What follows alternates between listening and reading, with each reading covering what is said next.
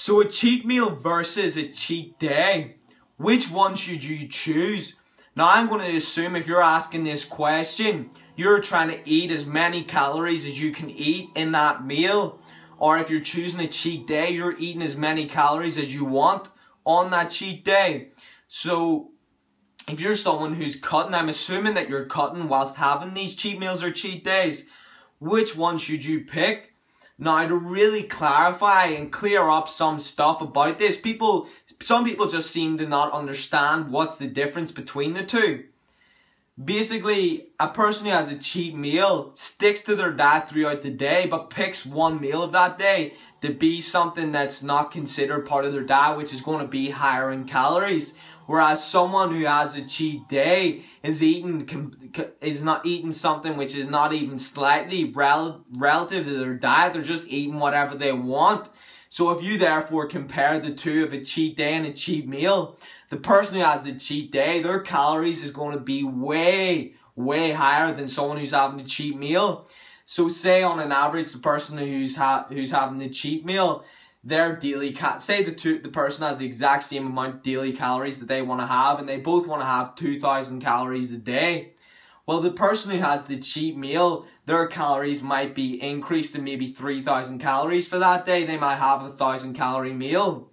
Well, the person who has a complete cheat day, however, their calories could be upward of 6,000–7,000 calories, which is double what that person's eating. If that person only has 3,000 calories and they're eating 7,000, they're eating 4,000 more calories. They're eating over double of what that other person is eating. Therefore, that person, if they continue that style of lifestyle, well, that clearly indicates that this person is going to either get fatter or lose fat at a slower rate than the person who has a cheat meal. So basically, the decision that you have to make yourself is if you're unsure whether to have a cheat meal or a cheat day, is you need to ask yourself, how quickly do you want to become shredded? How quickly do you want to get to the body fat percentage that you want to get at? And once you clarify that, then you're obviously going to pick the cheat meal. However, if you are someone who finds it very difficult to cut, and the whole time that you're cutting, say every single day that you're cutting, you're only thinking about having that big calorie meal, or you're finding it very hard on your mind to stick to it, and that whenever you have your cheat meal, you don't actually feel satisfied, you still feel uneasy in your mind. But however, if you chose to have a cheat day, you find that it just completely resets your body, and you don't even worry about having another cheat day because you're so satisfied from that, and you can therefore go on to stick to your diet. Then obviously a cheat day is going to be perfect for you.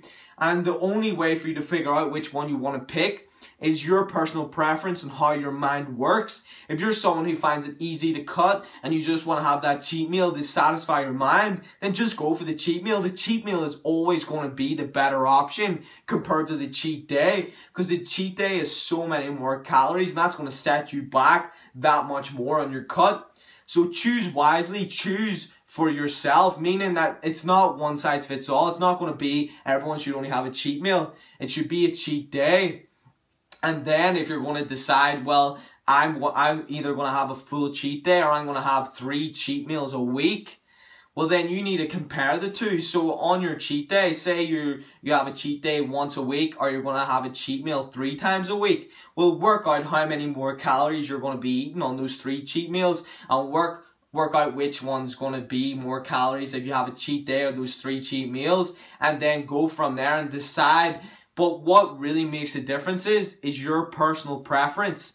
And the basic principles is what causes the fat loss. It's that you're consistently in a calorie deficit.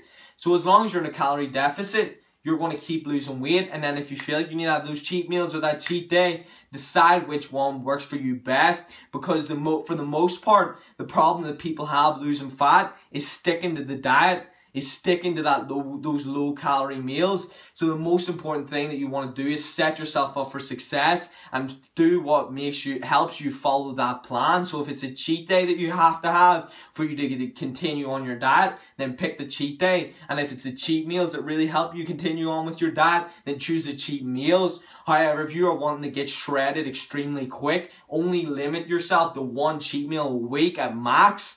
and then you're going to really get those lean stages a lot quicker. So there's a cheat meal versus a cheat day. If you're trying to get cut, I advise that you pick a cheat meal. However, if you're wanting to do what's best for your mind and stick into the diet, then you need to figure out what works for you. But make sure you stick to whatever it is you're doing and you will get results. There you have it.